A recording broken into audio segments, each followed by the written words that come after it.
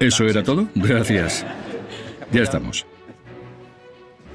Es un placer estar aquí. Espero que no os importe que os hable en inglés, porque no sé hablar castellano. Mi interés en la educación se remonta a cuando yo iba a la escuela. Cuando iba al colegio, no tenía planeado dedicarme a la educación. En aquel momento, no tenía nada planeado. Os puedo preguntar, ¿cuántos de vosotros estáis haciendo ahora lo que creíais que ibais a hacer cuando estabais en la escuela? ¿Uno? ¿Dos? Os preguntaré enseguida por esto. Veréis, la mayoría de la gente no tiene ni idea. Y aunque en la escuela tuvieran alguna idea, acaban haciendo otra cosa. A lo mejor podéis pensar, tengo clarísimo que quiero ser escritor, o abogado, o técnico, o chef, o lo que queráis. A lo mejor en la escuela teníais esa idea, y algunos de vosotros quizá conseguisteis dedicaros a eso. Pero aunque os dediquéis a lo que queríais hacer, seréis una minoría. Y no pudisteis planificar la vida que habéis acabado teniendo. Para mí, esto es algo crucial, porque toda vida humana es única e irrepetible. Y toda vida humana es improvisada. Nuestras vidas son un proceso constante de decisiones creativas e improvisación. Así que cuando iba al colegio no sabía lo que quería hacer. No tenía ni idea.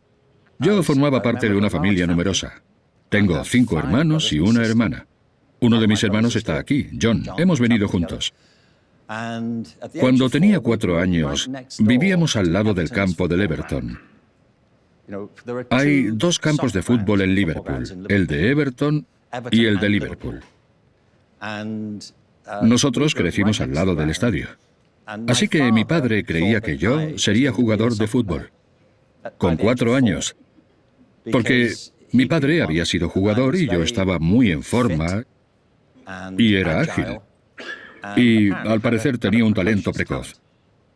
Era un poco como Ronaldo. Me comparan mucho con él. Me lo dice mucho. Pero en los años 50 hubo una epidemia de polio que se dio en Europa y Estados Unidos. Yo la contraje a los 4 años. Me pasé alrededor de 1 año en el hospital y ahí se acabaron las esperanzas de mi padre de que yo jugara al fútbol. Fui a un colegio para niños minusválidos y entonces recuerdo que hubo 2 personas que se cruzaron en mi camino. Una de ellas era un hombre maravilloso llamado Charles Strafford, que un día visitó el colegio. Éramos 8 alumnos. No, seguramente éramos 10 en ese momento. Yo tenía 10 años. Este hombre vino de visita al colegio. Estuvo hablando conmigo y con más gente, y luego se fue a hablar con el profesor. Y después, un poco más tarde, me pidieron que fuera a ver al director del colegio, con el que solo había hablado una vez. Y este hombre estaba allí, sentado con él. Resulta que era el inspector de educación especial del área de Liverpool. Había estado hablando conmigo y le había parecido ver algo en mí que le había llamado la atención. Así que me hicieron una serie de pruebas en el colegio. Ahora sé que eran test de inteligencia. Y me subieron de curso. Este hombre, Charles Strafford, se convirtió en un amigo de la familia y en mi mecenas. Éramos una familia numerosa de clase trabajadora.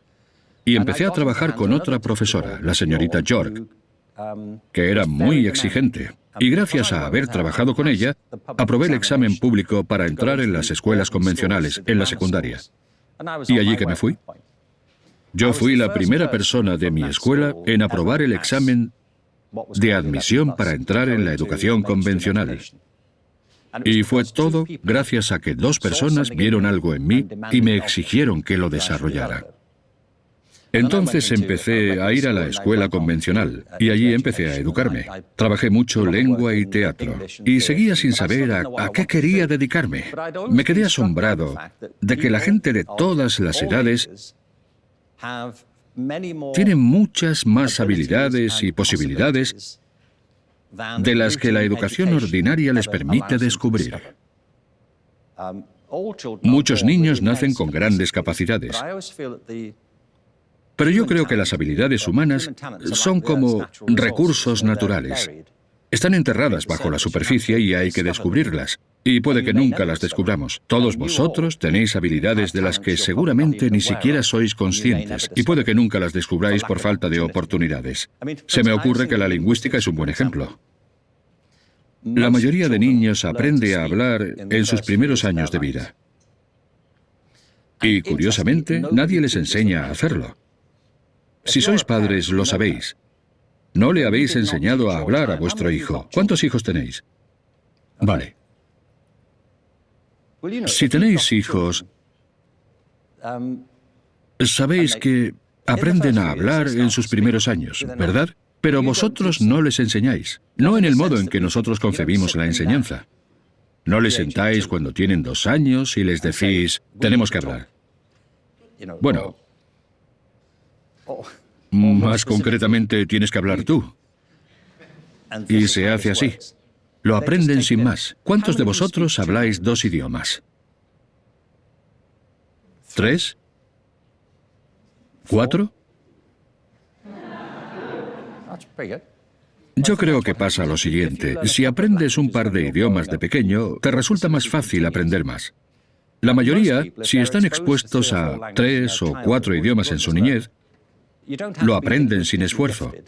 No hay que tener un don lingüístico para aprender varios idiomas cuando eres un niño. Basta con ser humano. Y todos tenemos esa capacidad, pero la mayoría acabamos hablando 1 o 2. O si eres inglés, solo 1. Es verdad. En Francia intento hablar francés, pero la gente me lo impide. No lo hagas. Suena horrible. Limítate al inglés, que se te da bien. Pero lo mismo pasa con los instrumentos musicales. Si practicas música desde una edad muy temprana, aprendes los instrumentos. Si te expones al diseño, o si te animan a bailar, o si te animan a construir, todos tenemos una gran variedad de habilidades. La cuestión es identificarlos o no, y luego cultivar las destrezas necesarias para ponerlas en práctica. Y esto siempre lo he sabido, desde que era bien pequeño, incluso antes que mis compañeros de escuela, y de una forma un poco inconsciente. Luego, en la universidad, me involucré mucho en el teatro. El teatro siempre me ha parecido una manera muy poderosa para que la gente conecte, se comunique y explore sus relaciones entre sí. El teatro es el arte del comportamiento humano. Y en el teatro, las preguntas que se plantean no son lo que piensas, sino lo que harías en esas circunstancias. ¿Cómo te sientes? ¿Cómo actúas? ¿Cómo te comportas? ¿Cómo afecta a tu relación con los demás y qué sucede como resultado? Y me resultaba curioso que esto no se usase de forma extendida en las escuelas, a pesar de que, evidentemente, era una forma importante de conexión y aprendizaje. Así que acabé haciendo las cosas un poco por casualidad, pero siempre movido por el convencimiento de que la gente tiene más habilidades en bruto de lo que cree. Yo sabía por mi experiencia personal que así era, y cuanto más profundizaba en ello, más me indignaba. Para mí, esta es una cuestión de derechos humanos. Todos tenemos una vida que sepamos. Y es relativamente corta en el gran esquema cósmico de las cosas. Y muchas personas se pasan la vida sin sentirse satisfechas, sin sentir que tienen un propósito, ni sentir que han descubierto lo que son verdaderamente capaces de lograr. Y esto es importante, porque esta relación entre la naturaleza y la crianza es muy dinámica. Y uno de los procesos de los que dependemos para cultivar nuestras sensibilidades y talentos naturales es la educación. Así que empecé interesándome por un arte en concreto y reflexioné mucho sobre ello. A mí me parecía que toda la gama de disciplinas de la escuela debían beneficiarse de ello. Así que, por último, me acabé interesando por la idea de la creatividad. Y el motivo es que hay muy pocas cosas que nos hagan destacar entre los seres vivos de la Tierra, y creo que las diferencias nos las creemos demasiado. Pero algo nos diferencia. Eso está claro. Las demás especies no se comportan como nosotros. Nosotros sí nos comportamos como ellas a menudo. Pero hay cosas de las que ellos parecen no ser capaces. Ellos no se meten en teatros rodeados de cámaras. No se ponen ropa que otro ha diseñado o fabricado. No disfrutan de la comida del mismo modo que nosotros. No hablan idiomas, no parecen tener teorías, no tienen sistemas de valores, no tienen rivalidad cultural, no crean economías, no construyen grandes civilizaciones. Nosotros sí. Pero en todos los demás aspectos somos igual que ellos. Somos mortales, somos frágiles y dependemos del planeta y de lo que nos proporciona. Pero, ¿qué nos diferencia? Para mí lo que nos diferencia es, en parte, la idea de la creatividad. Tenemos una imaginación poderosa.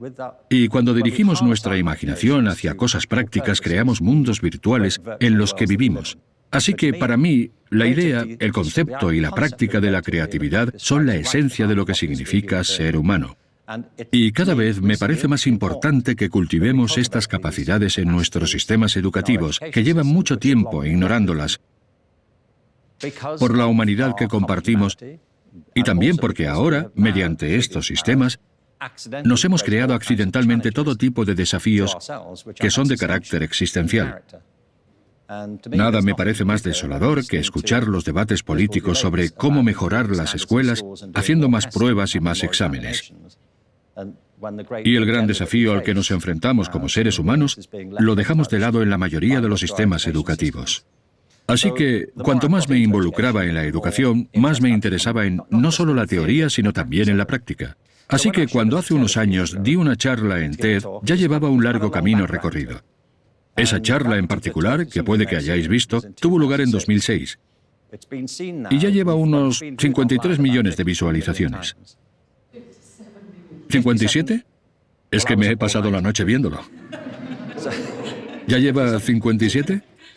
Pero, bueno, se lo ponen a grupos, así que debe de ser un múltiplo de esa cifra. Yo creo que la razón de que haya tenido tanto éxito es porque la gente ha reconocido que destila sentido común y verdad. Y la otra razón de que se haya visto en 150 países, que es lo importante, no es producto de una perspectiva cultural en concreto. Así que, resumiendo, como la mayoría, yo he ido creando mi vida. No la he planeado. He intentado controlarla y he intentado darle sentido. Pero me he guiado por unos principios. Uno de ellos es la creencia en la bondad fundamental de la humanidad. Otro es un sentido de la abundancia de cosas de las que somos capaces como personas. Y en tercer lugar, que es de vital importancia que haya instituciones públicas que promuevan estos talentos por nosotros y por el bien común. Lo último que me gustaría decir respecto a esto es que soy muy consciente en todo el trabajo que hago de que estos debates han sido continuos. Una de las educadoras más importantes de nuestra historia reciente es María Montessori, y muchas de las cosas de las que ella hablaba en la educación temprana. Ella es un ejemplo de alguien que lidió con estos problemas en las difíciles circunstancias de los niños de clase trabajadora. Y desarrollaron una serie de prácticas que van en consonancia con los ritmos naturales del crecimiento y el desarrollo humanos. Ella no es la única. Todo el movimiento progresista se basaba en la idea de intentar educar al niño como a un todo y crear condiciones para su crecimiento y desarrollo. Y esto era así ya en los primeros jardines de infancia, no solo en Montessori y otros. John Dewey, en el siglo XIX, escribió mucho sobre educación y desarrollo personal. También escribió mucho sobre democracia. Una vez dijo que cada nueva generación debía redescubrir la democracia. A mí me parece una observación muy importante. Todos tenemos la tendencia a sufrir una especie de amnesia cultural. Debatimos las cosas como si no hubieran pasado nunca antes. Por ejemplo, mis hijos creen que los millennials han descubierto el sexo. ¿De verdad? Cuando yo sé que lo descubrió la generación del baby boom. Yo estaba allí. Cayó en fin de semana, ¿vale? Yo viví la revolución sexual de los años 60, como podéis ver. Y en realidad me la perdí. Ese fin de semana me quedé en casa.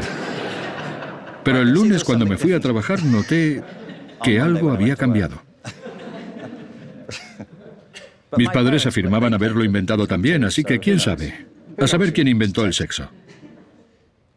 Pero muchos de estos principios básicos de lo que es una buena vida, cómo funcionan las democracias, cómo la gente tiene que mirar no solo por sí mismos, sino por el bien común, se remonta a la antigüedad, al inicio de nuestras civilizaciones. Pero cada generación ha tenido que redescubrirlos. En la actualidad es un poco más difícil descubrirlos porque estamos muy distraídos con los acontecimientos cotidianos.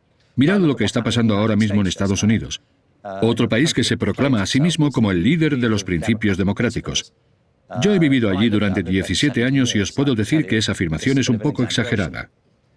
Y para mí nunca ha habido un momento en que sea tan importante poner en práctica los principios básicos de la educación. Para mí hay 4. La educación tiene fines económicos, tiene fines sociales, tiene fines culturales y tiene fines personales. Y por eso necesitamos una concepción expansiva del funcionamiento de la educación. Y tenemos que reconocer que nada de eso tendrá lugar si no invertimos plena y adecuadamente y con determinación en la formación, el desarrollo y el apoyo de los profesores, de quienes depende toda esta empresa.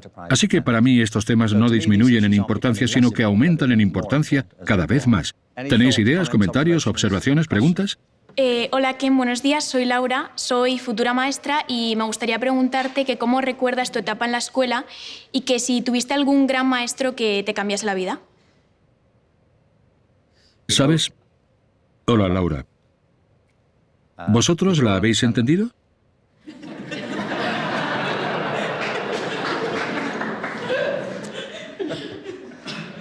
Bueno, ya he mencionado a un par de profesores que tuve.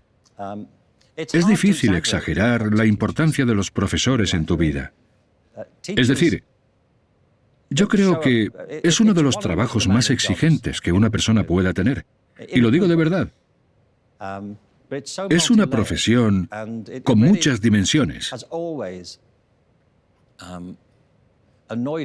Y lo cierto es que siempre me ha molestado que la gente que no se dedica a la educación critique tan a la ligera la manera en la que los profesores hacen su trabajo. Tienes que trabajar con 20 o 30 vidas o más durante 40 minutos o una hora y luego se van y llega otro grupo, sobre todo en primaria o en el instituto. Y todos ellos son personas con una vida llena de esperanzas y expectativas. Son vidas complejas. Traen al aula sus experiencias de casa, de la calle, sus intereses culturales. No deja de ser un momento más que tú compartes con ellos. Así que ser buen profesor conlleva muchas cosas. Una de ellas es que, obviamente, necesitas saber la materia. Aunque yo creo que no siempre tienes por qué saberlo todo. Depende de lo que sea. Hace unos años participé en un evento de Vancouver. Era una cumbre de paz. Se llamó la Cumbre de Paz de Vancouver. ¿Qué esperabais? En cualquier caso, el invitado de honor era el Dalai Lama. Yo era el anfitrión de la sesión de apertura. Y había, si no recuerdo mal, 10 personas en la mesa, incluyendo al Dalai Lama, que estaba sentado en un trono. Yo hoy he pedido que me pusieran un trono.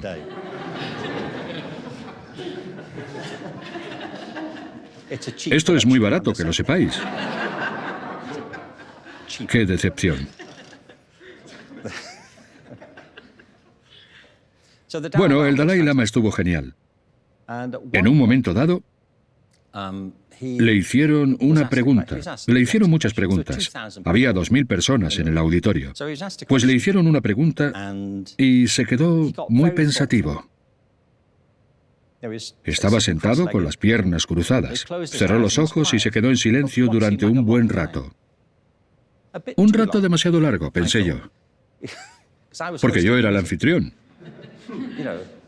Y no sabía lo que estaba pasando. Pensé, ¿habrá alcanzado la iluminación? Ahora no, por favor. Hoy no. Al menos que se espere al descanso. Aún nos quedan 40 minutos. En fin, se puso muy pensativo y entonces también estuvo muy gracioso, por cierto. Tiene un sentido del humor muy pícaro.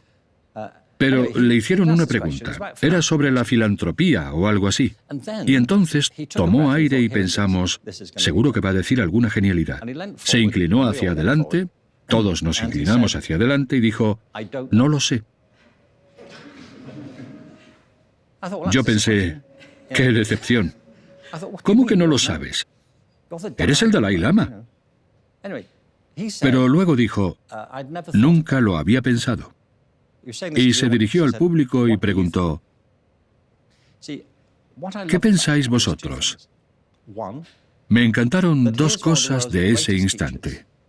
En primer lugar, el que es uno de los grandes maestros en el mundo no tiene reparos en decir, no lo sé. Quería ilustrar esto. Luego hablaremos un poco más de ello. Hay cosas que sabe muy bien. Es el mayor experto mundial en algunas áreas del conocimiento, pero no lo sabe todo. Nadie lo sabe todo. Es imposible. El conocimiento y la comprensión humana es un entramado muy denso, y nosotros sabemos solo una parte. Algunos saben más que otros, pero ninguno sabe más que una fracción de todo lo que hay. Ese es uno de los motivos por los que la cultura humana ha tenido tanto éxito. Somos una especie altamente colaborativa. Somos capaces de codificar nuestro conocimiento y compartirlo de múltiples formas, a través de la música, del arte, de la danza, de la literatura, de modos muy distintos. Pero ninguno de nosotros nacemos en un vacío. Somos herederos de la historia de la humanidad, si somos capaces de conectar con ella. Así que solo estaba siendo sincero. No lo sé, eso supera mi experiencia.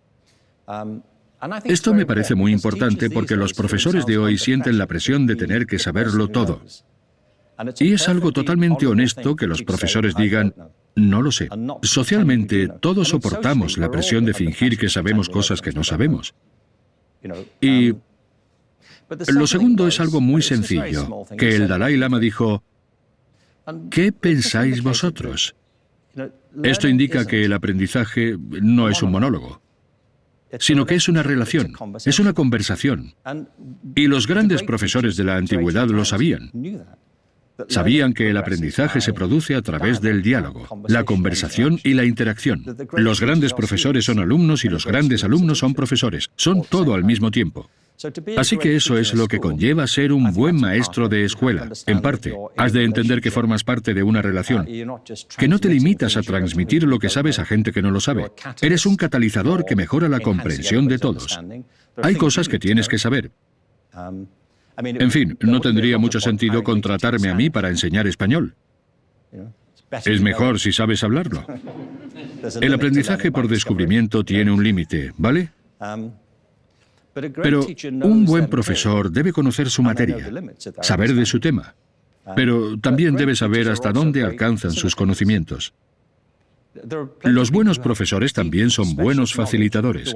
Hay muchas personas que tienen un gran conocimiento especializado, pero no son buenos profesores. Si lo dudáis, daos una vuelta por cualquier universidad. Allí estarán. Y lo sé porque he trabajado en universidades durante años. En las universidades hay profesores geniales y hay algunos que solo enseñan porque es el precio que deben pagar por investigar. Que alguien sepa de algo no significa que sea buen profesor. Para ser buen profesor hay que practicar el arte de enseñar, si lo concebimos como una forma de arte. Es como ser un buen médico. Hay un montón de recursos, ideas, técnicas y estrategias. Es saber qué aplicar aquí y ahora. Es como ser un buen terapeuta. ¿Qué sería lo correcto en esta situación? Mis profesores predilectos han demostrado esta capacidad. Algunos de ellos son de la universidad. Pero uno de los primeros que realmente me impresionó, aparte de los que he mencionado, fue un profesor de francés. Yo adoraba a este profesor, el señor Evans. Es una larga historia. Yo crecí en Liverpool entre los años 50 y los 60. Hubo un tiempo en que Gran Bretaña no se consideraba europea.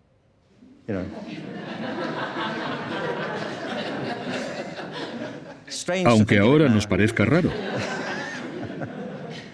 Pero hubo un tiempo en que Gran Bretaña no quería formar parte de Europa. Pero nadie de mi generación, si ibas a Inglaterra en los años 60 y 70, no era... Siempre ha sido un lugar interesante, con una cultura propia, pero no era europea en el sentido en que lo es ahora. Lo que más me impresionaba del señor Evans era que sabía hablar francés. Muy bien. Y eso no pasaba con la mayoría de profesores de francés. Para ellos era una obligación. Él era elegante y refinado. Fumaba cigarrillos franceses. Y comía ajo. Hablamos de 1964. Entonces yo pensaba que el ajo era una droga. Y sigo pensándolo. Él era muy francés, era europeo. Y cuando entraba en clase había algo en él, en su forma de ser. Y nosotros nos quedábamos ahí sentados escuchándole. No tenía que hacer nada, le prestábamos atención sin más. Y gracias a eso aprendí francés y despertó mi curiosidad. Luego estaba el profesor de latín que me deprimía. Es una relación, de eso se trata. Tus alumnos no tienen por qué caerte bien, tú no tienes por qué caerles bien a ellos. Pero tiene que haber algo del profesor que les despierte la curiosidad, que les impresione. Un buen profesor te anima del mismo modo que uno malo te desanima. Me acuerdo de profesores que con solo levantar una ceja te hacían sentir fatal. Les hacías una pregunta y te hacían sentir ridículo por haberla hecho. Así puede que le cojas manía a una asignatura. Tenéis una responsabilidad muy grande. No hay que agobiarse. Pero los profesores tenéis una influencia tremenda. Mi vida está llena de profesores así. Y tú serás una gran profesora.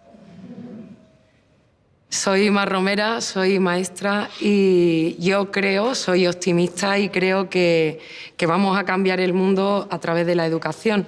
Y necesito el mejor de los consejos del mejor gurú, que es usted. Y quiero saber si tuviese el poder de cambiar el sistema educativo, ¿qué cambiaría y por qué?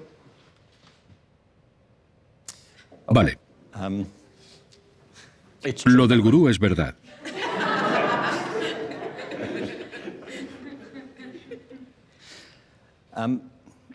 Cuando... Permíteme que empiece diciendo que la gente a menudo siente que es imposible cambiar el sistema educativo. Y creo que es importante comprender qué clase de sistema es. Verás, no es un sistema mecánico. Hay sistemas que se han construido para hacer algo y lo hacen de un modo predecible.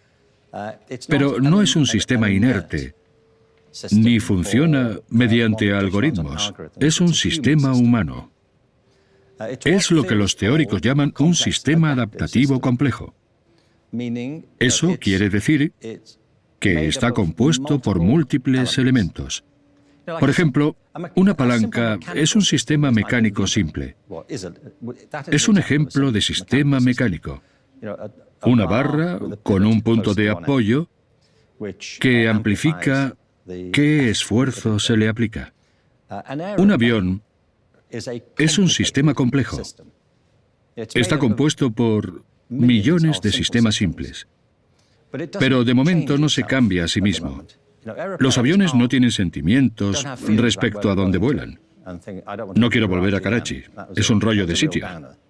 No hacen eso. Solo hacen aquello para lo que están diseñados, afortunadamente. Los sistemas humanos son distintos. Los sistemas humanos se componen como el sistema educativo, que se compone literalmente de cientos de millones de personas, en cientos de miles de instituciones con innumerables intereses, innumerables puntos de interacción entre sí. Es altamente complejo. Está compuesto de acciones individuales cada día. Y todas están fluctuando.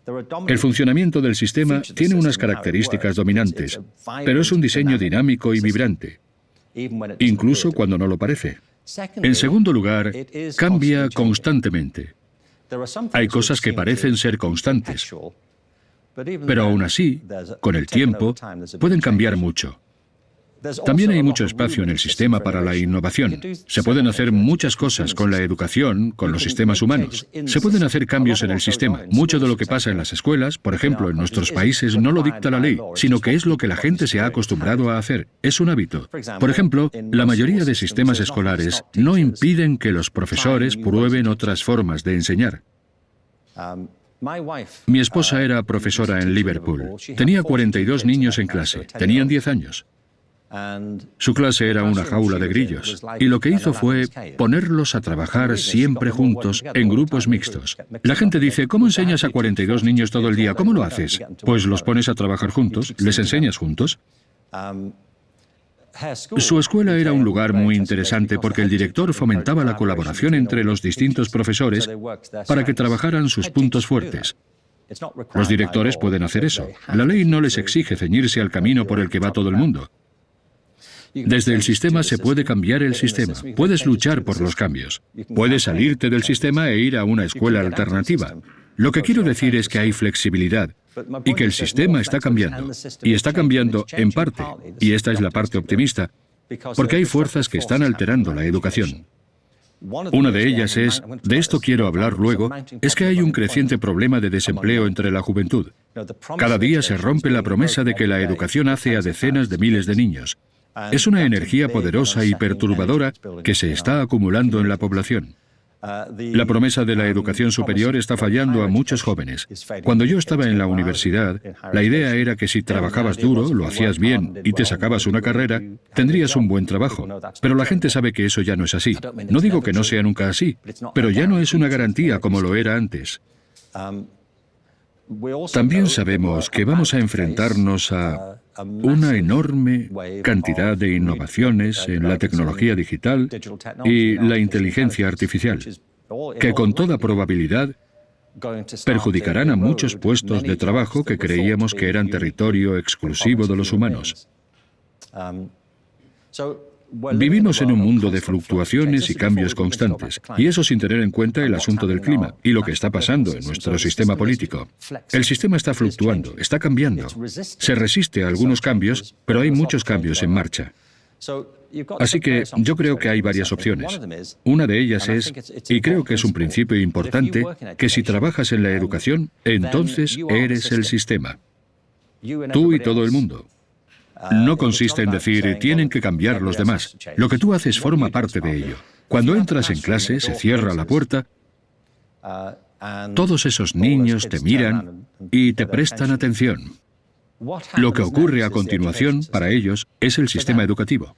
A ellos les da igual quién sea el ministro de Educación, les da igual el informe PISA. Nunca han oído hablar de Andreas Schleicher. Les da lo mismo. Lo único que saben es lo que tú vas a hacer ahora. Y lo que tú les des, lo que les pidas, cómo les respondas. Eso es la educación para ellos. Por eso siempre digo que el punto de partida eres tú. Eso decía Gandhi, ¿no? Sé el cambio que deseas. Sé el cambio que quieras ver. Y luego trabaja, si tienes la energía, las ganas y la voluntad, con otros profesores de la escuela para ver si ellos también quieren cambiar las cosas, y con los padres, si es posible. Ten claro los cambios que creas que es importante acometer en la educación. Está claro que hay grandes problemas. Es como con el medio ambiente. Hay muchos intereses para que las cosas sigan como están, pero eso no quiere decir que no haya espacio para el cambio. Fijaos en el movimiento Me Too ahora mismo. Ha conseguido encender el polvorín de la ira y la frustración, que la gente ya sabía que estaba ahí, pero necesitaba algo, esa chispa que ha iniciado el gran cambio. Yo creo que eso es lo primero. Hay espacio para el cambio si tienes la voluntad de hacerlo y las ganas para intentarlo. No tiene por qué cambiar el mundo. Pero lo que tú hagas por tus alumnos cambia su mundo. Una ceja levantada puede cambiar el mundo de los niños con los que trabajas. Y creo que es importante no subestimar eso nunca, tu poder como profesor en la escuela. Y si te parece demasiado y te sientes sobrepasado, dedícate a otra cosa. Lo digo en serio. No estoy animando a la gente a dejar la educación, pero tienes que tenerlo claro. En fin, también es tu vida. Yo creo que es importante que te pongas en primer lugar. Tienes que estar fresco. Si sientes que esto te agota, tienes que hacer otra cosa durante un tiempo, o hallar la manera de encontrar el equilibrio. Hace unos años escribí un libro titulado The Element. ¿Está en español? Lo voy a decir en español. Se llama El Elemento. Ahí queda eso. Es una forma en la que la gente consiste en saber que estás haciendo lo más auténtico, que estás haciendo aquello con lo que más te identificas. La semana pasada, Terry, mi esposa y yo viajamos a París. Y estuvimos comentando, yo no sé cómo lo hacen los políticos. Se pasan la vida en aviones, yendo de reunión en reunión, rodeados de cámaras y micrófonos para analizar todo lo que dicen. ¿Quién querría hacer eso? Pero está claro que a ellos les encanta y eso a mí me parece una observación importante, que si estás haciendo algo, estar en tu elemento consiste en dos cosas: encontrar las cosas que se te dan bien y que además te encanta hacer. Si te encanta hacer algo que se te da bien, no volverás a trabajar en tu vida, como dijo Confucio. Sabes que estás haciendo lo que estás destinado a hacer o lo que es bueno para ti por dos razones. Una es, por ejemplo, que cambia la percepción del tiempo. Si estás haciendo algo que amas, 1 hora puede parecerte 5 minutos. Miras el reloj y piensas, ¿cómo pasa el tiempo? Si estás haciendo algo que no te gusta, 5 minutos parecerán 1 hora. Miras el reloj y piensas, ¿esto se mueve o qué? Otra cosa es que si estás en tu elemento, si estás haciendo algo que amas, recibes energía de ello. Para mí hay una diferencia importante entre energía espiritual y energía física. Y ya sabéis a lo que me refiero. Aquí no utilizo espiritual en el sentido religioso, sino en el sentido en que estás animado o desanimado. Si estás haciendo una actividad que amas, puedes seguir incluso si estás físicamente agotado y a punto de desfallecer. Fijaos en la gente que corre maratones. Siguen y siguen hasta que cruzan la línea de meta. Y solo entonces se derrumban. Pero sin llegar a tanto puedes hacer cosas que te agoten físicamente, que te dejen hecho polvo, pero puedes estar a tope. Sientes dolor, pero estás entusiasmado. Del mismo modo, si haces algo que no te gusta, puedes estar físicamente bien, pero completamente abatido y desolado. Y de lo que me doy cuenta con el elemento es que si haces algo que amas, no te quita energía, sino que recibes energía al hacerlo. Hacerlo te carga espiritualmente. Y eso pasa con las actividades y con la gente, ¿no os parece? Hay gente que te da energía. Solo estar en su presencia te hace sentir mejor. Cuando vas al trabajo lo ves venir y piensas, qué bien que hayan venido. Te vienes arriba. Del mismo modo, a veces ves a alguien que viene hacia ti y piensas, no fastidies. ¿Ahora? ¿No podemos dejarlo para luego? Porque te absorben la energía. Y lo sabemos, simplemente es así. Así que no lo digo por ti en particular, solo quería aprovechar la ocasión para decirlo. Enseñar es un trabajo muy exigente físicamente. Es un trabajo muy exigente emocionalmente. En el mejor de los días te entusiasma. Una lección quizá haya ido muy bien, o una situación con un niño, algo que has planeado ha salido muy bien. Pero hay muchas cosas con las que los profesores tienen que lidiar que son agotadoras. Todo el tema de la administración, los exámenes, el solucionar los problemas que surgen en el día a día, y hay que verlo todo en su conjunto. En conjunto, ¿esto me aporta algo o no? O antes sí, pero ahora no. Y yo siempre le digo a todo el mundo que si tienes elección y si sigues amándolo, sigue haciéndolo. Pero si necesitas un tiempo para dedicarte a otra cosa o un tiempo para irte a otro lugar, entonces deberías probar a hacerlo, dentro de tus posibilidades. He comprobado que cuando la gente cambia de tercio, quizá te ayude a cambiar a niños de otras edades. La enseñanza no es homogénea. Conozco a gente a la que le encanta trabajar con niños pequeños y no podrían soportar estar en una clase llena de adolescentes. Y a otras personas les pasa todo lo contrario, están en su salsa con chavales de 15 años. Pero ponles a 10 niños de 3 años y estarán totalmente perdidos. No sabrán qué hacer con ellos. Así que yo creo que todo esto lo resume. Consiste en analizar la situación y entonces, si te sientes capaz, o tienes oportunidad, o tienes ganas de un mayor cambio social, involúcrate en ello también. Hola Ken, mi nombre es Jorge, soy músico. Parte de tu trabajo, o casi todo, versa en torno al concepto de creatividad.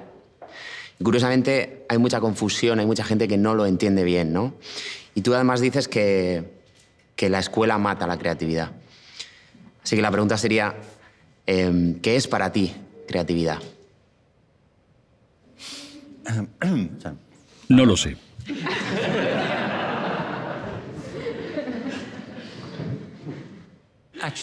¿Cómo te llamas? Jorge, yo nunca he dicho que las escuelas maten la creatividad, pero cuando hice la charla en TED, le pusieron un título. Y el título que pusieron fue ¿Matan las escuelas la creatividad? Entre signos de interrogación. Un poco más tarde lo cambiaron, pero les hice dejarlo como estaba, porque no digo que todas las escuelas maten la creatividad automáticamente y que sea inevitable. Lo que digo es que las escuelas no la cultivan del modo en que deberían, y si no se cultiva, tiende a desaparecer. Así que yo creo que tienes razón al decir que a la gente le confunde esta idea.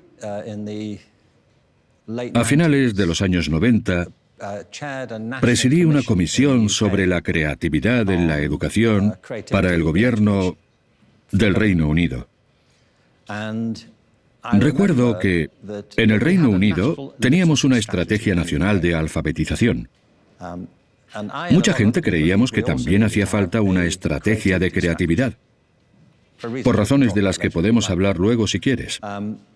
El gobierno me pidió que formara una comisión. Así que reuní a un grupo de 15 personas para trazar un plan y una estrategia práctica para promover la creatividad en las escuelas. Os preguntaré algo. Si vosotros tuvierais que hacer esto, si tuvierais que juntar a 15 personas para defender y planificar una educación creativa, ¿a qué 15 personas elegiríais? Es decir, no penséis en... Bueno, podéis pensar en personas concretas, pero ¿qué tipo de personas? ¿Personas de qué categorías meteríais en un grupo así? Niños, sí. O adultos, infantiles. Decidme. Artistas, profesores... Madres, sí. ¿Cómo dices? Inventores. Inventores. ¿Cómo has dicho? Abuelos, emprendedores, sí. Psicólogos. Emprendedores. Madres.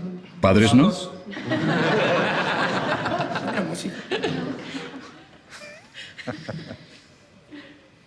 ¿Alguno más? Personas con discapacidad. Sí. Así es. ¿Por qué? Porque creo que la gente con discapacidad se enfrenta a diferentes desafíos y adversidades cada día. Así que, a lo mejor encuentran otras formas de desenvolverse, básicamente. Sí, así es. Creo que esa es buena. ¿Cuál es tu...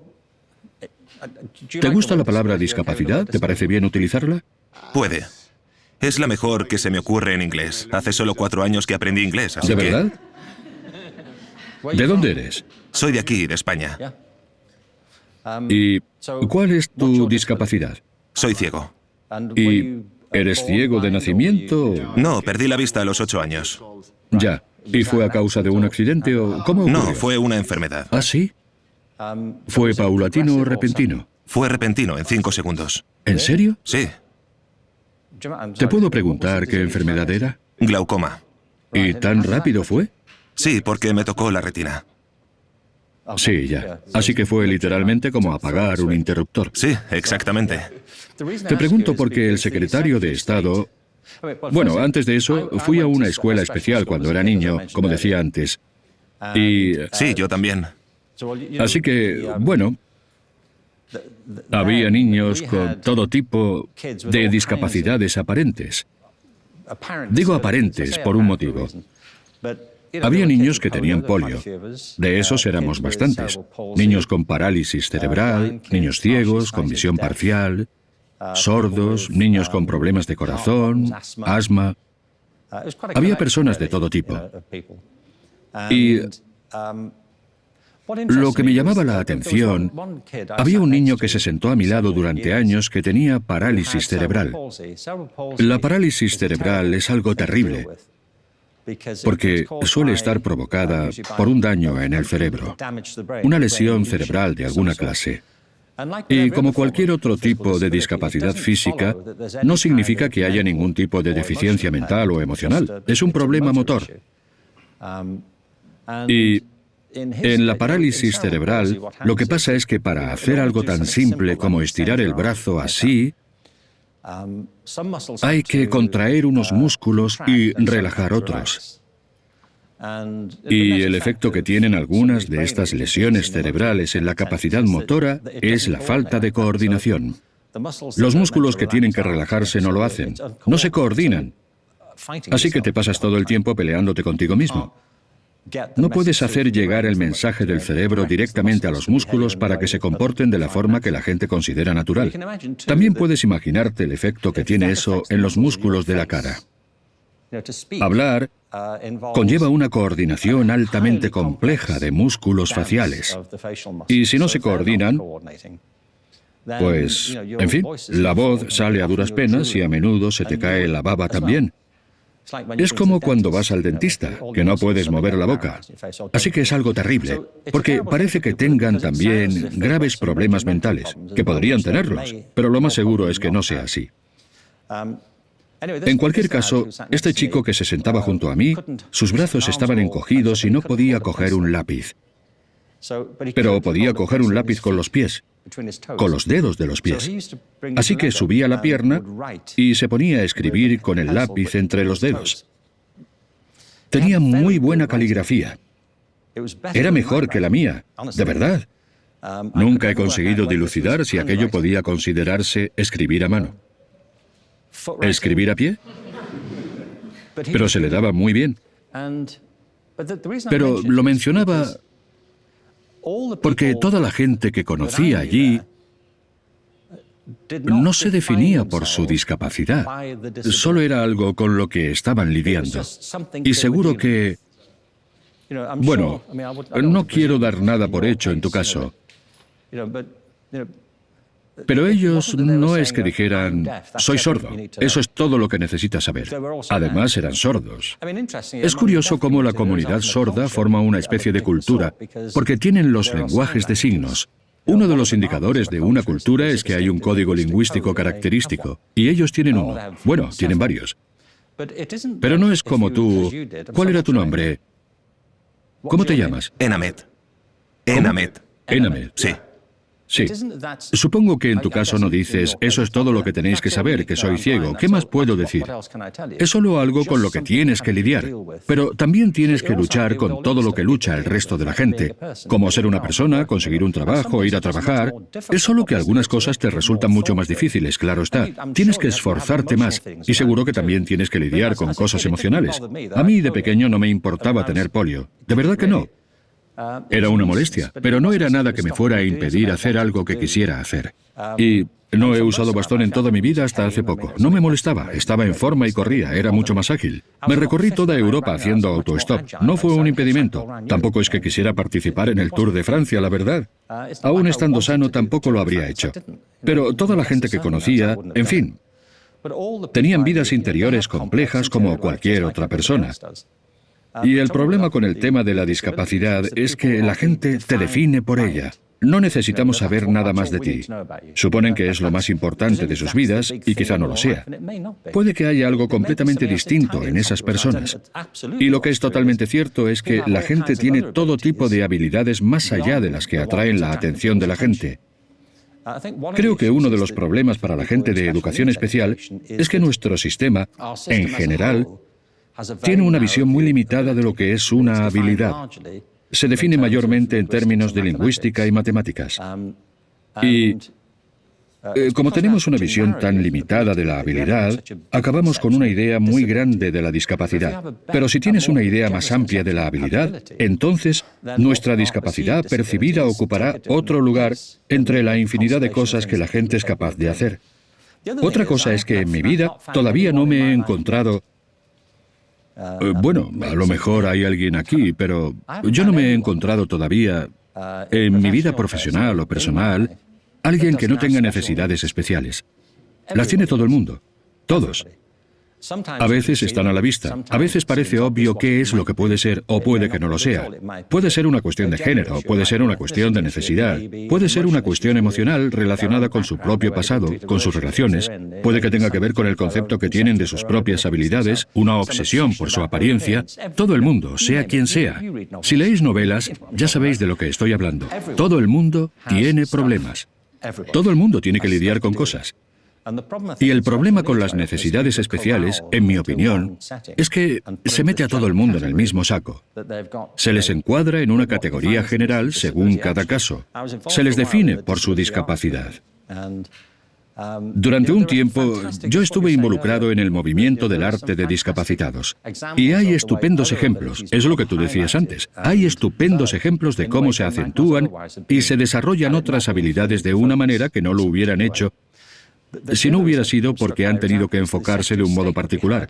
La otra razón por la que me impacta tu caso es que un secretario de Estado que teníamos en Inglaterra, cuando formé la comisión, era ciego.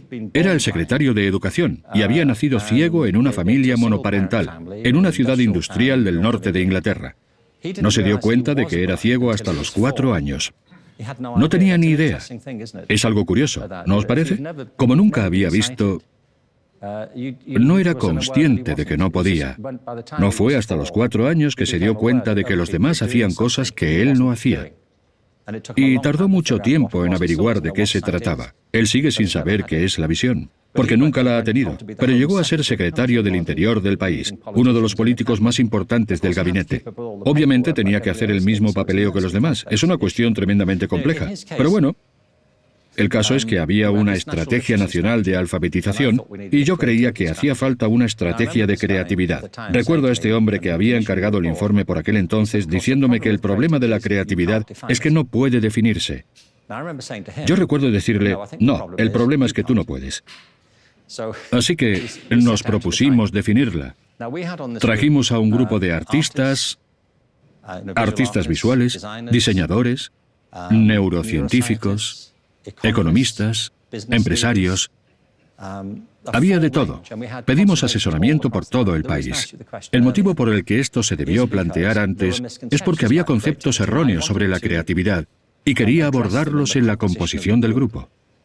Si le preguntáis a la gente cómo de creativos son, muchos te dirán que no son muy creativos, adultos. Y yo creo que la razón es que piensan que les estás preguntando, ¿eres artístico? Y entonces ellos piensan, bueno, yo no toco la guitarra, o no hago esto, o no pinto, así que no soy muy creativo. Pero yo me refiero a la creatividad como una función de la inteligencia. Y se puede ser creativo en cualquier cosa que tenga que ver con la inteligencia humana. Ciencia, matemáticas, diseño, ingeniería, relaciones sociales, llevar un negocio. Cualquier cosa que conlleve utilizar la inteligencia es un trabajo creativo en potencia. Para mí hay 3 palabras: imaginación, creatividad e innovación. La imaginación es el comienzo, es la habilidad de pensar en cosas que no están presentes.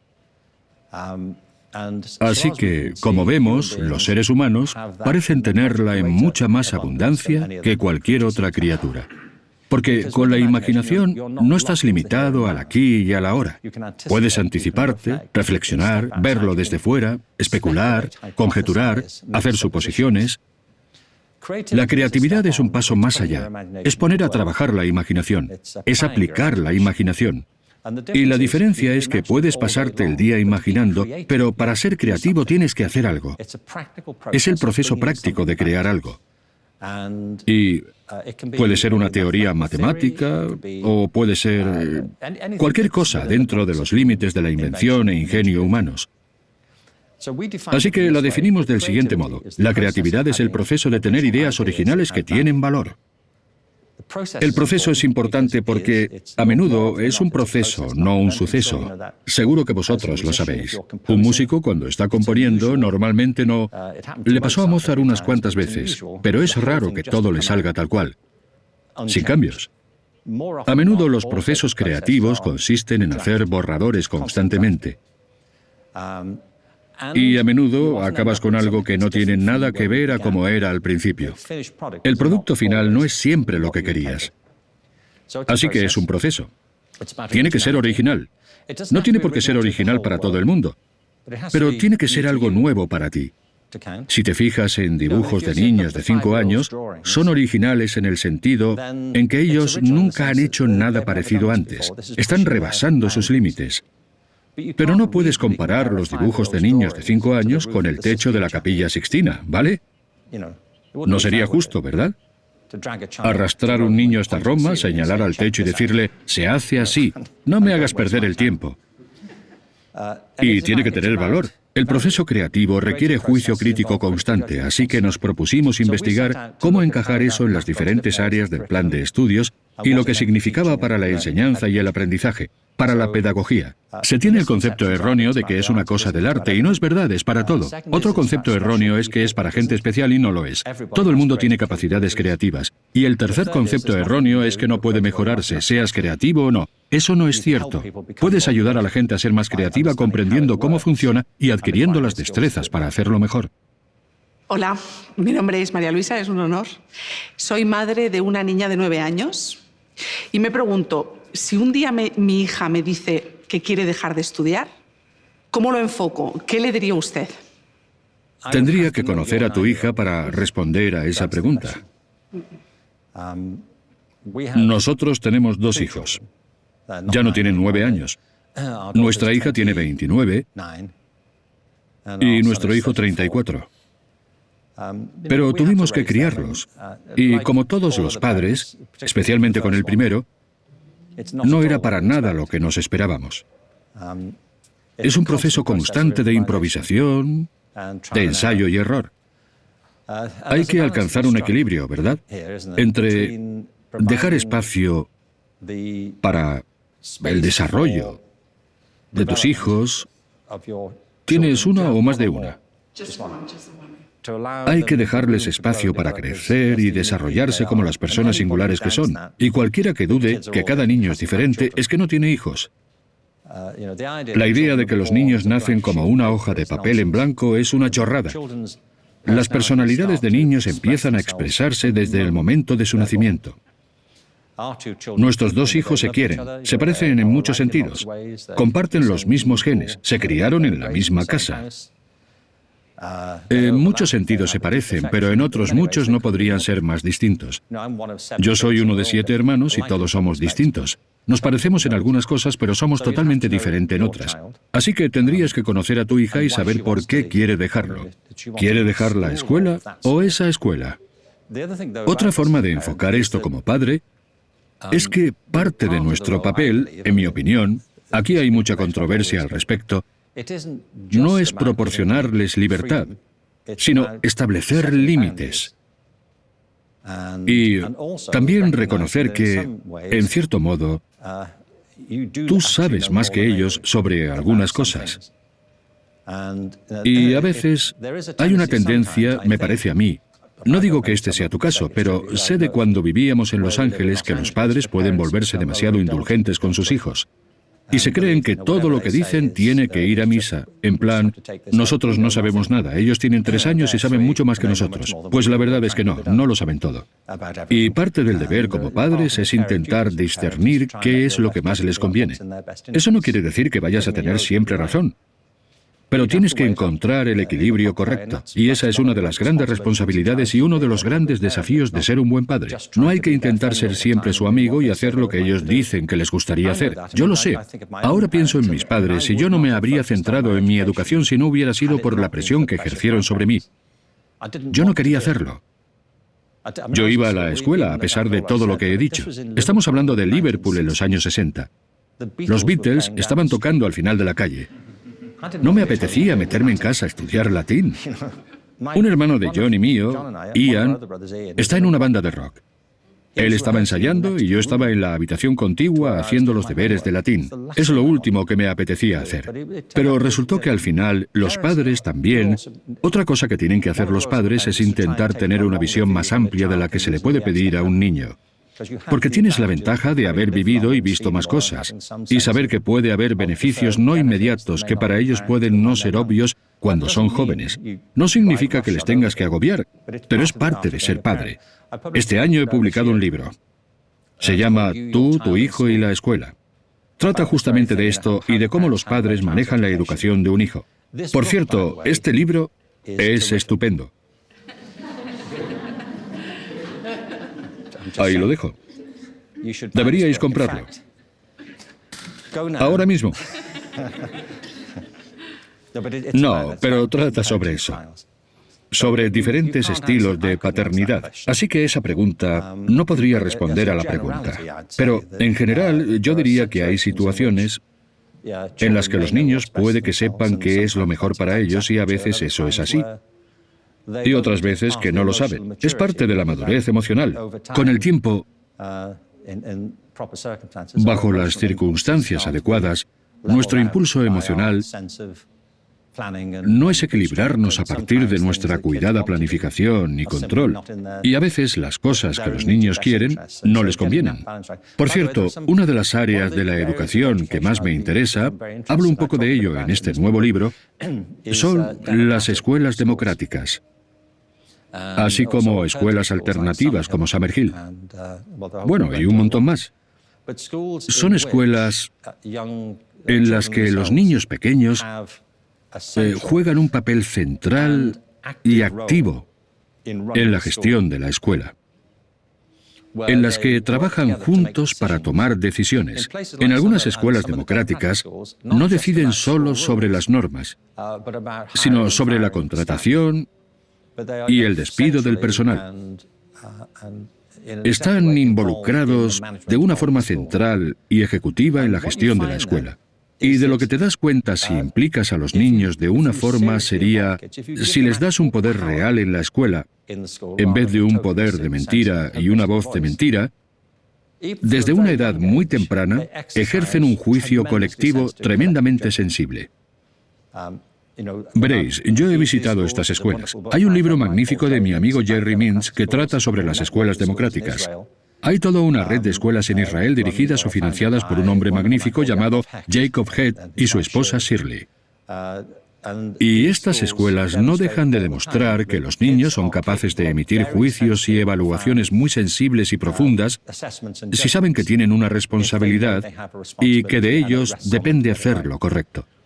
Pero lo que pasa entonces es que, y desde una edad muy temprana, que ese tipo de toma de decisiones colectiva, los controles y equilibrios colectivos, los argumentos a favor y en contra que se generan, son un proceso diferente del que puede conseguir un niño irritado y frustrado por sus circunstancias y que quiere salir de ahí. Todo forma parte de la complejidad de la infancia. Así que el hecho de jugar un papel como padre no significa que haya que decirles siempre a los niños qué es lo que tienen que hacer y que no se les dé más responsabilidad. Si no conocéis las escuelas democráticas, algunos de vosotros seguro que sí, pero quizá otros no, os recomiendo que las investiguéis porque yo creo que son el futuro. Mr. Robinson, mi nombre es Francisco Mora, Medicina Complutense, aquí en Madrid. Empezamos a conocer el papel importante de la emoción en los procesos cognitivos del cerebro. Mi pregunta es, ¿qué reflexión le merece el valor de la emoción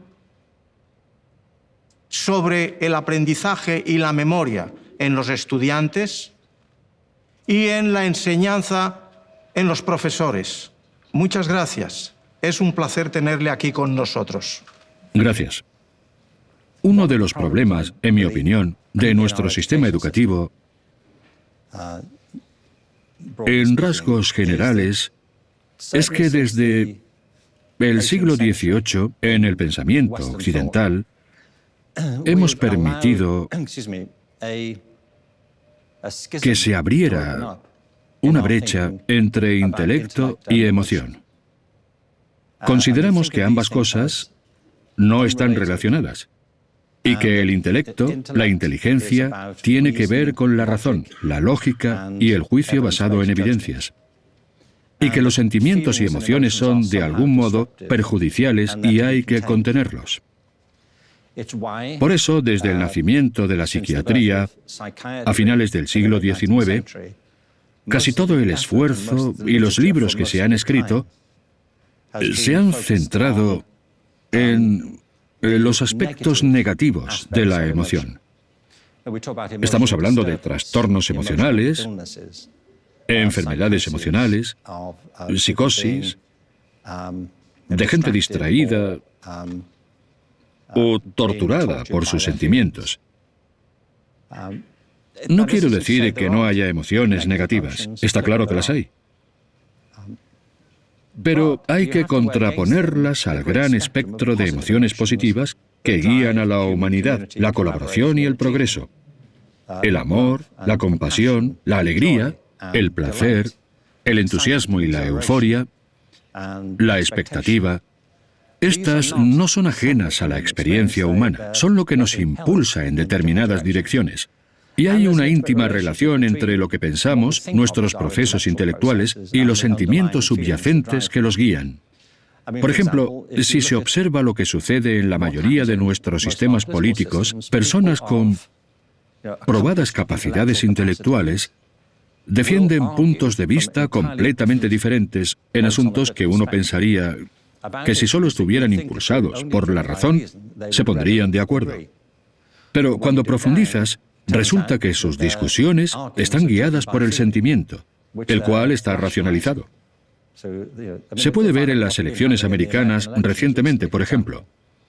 Cualquier evaluación razonable de lo que ha estado teniendo lugar demostraría que los argumentos no se sostienen sobre ninguna base ni evidencia, pero son esgrimidos por personas razonables desde una posición emocional en temas como raza, género, inmigración y demás. No exclusivamente, pero es muy común en estos temas.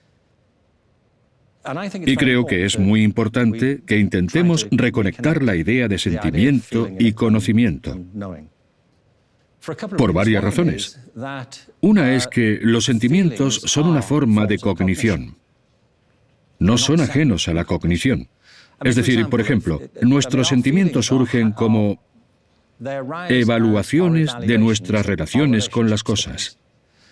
Si yo os dijera que alguien ha muerto, tal vez alguien que conocíais, yo no podría, de primeras, saber cuáles serían vuestros sentimientos. Bueno, podría ser razonable pensar que si alguien que conoces muere, y no digo que os pasara a vosotros, hablo en general, estarás disgustado. Puede que no, puede que estés encantado. Puede que estés emocionadísimo. Todo depende de la relación que tuvierais. Si te caía bien, si no te caía bien, la influencia que haya tenido en tu vida, lo que hayáis vivido juntos, no se puede saber. Nuestros sentimientos son apreciaciones, son evaluaciones de lo que está pasando.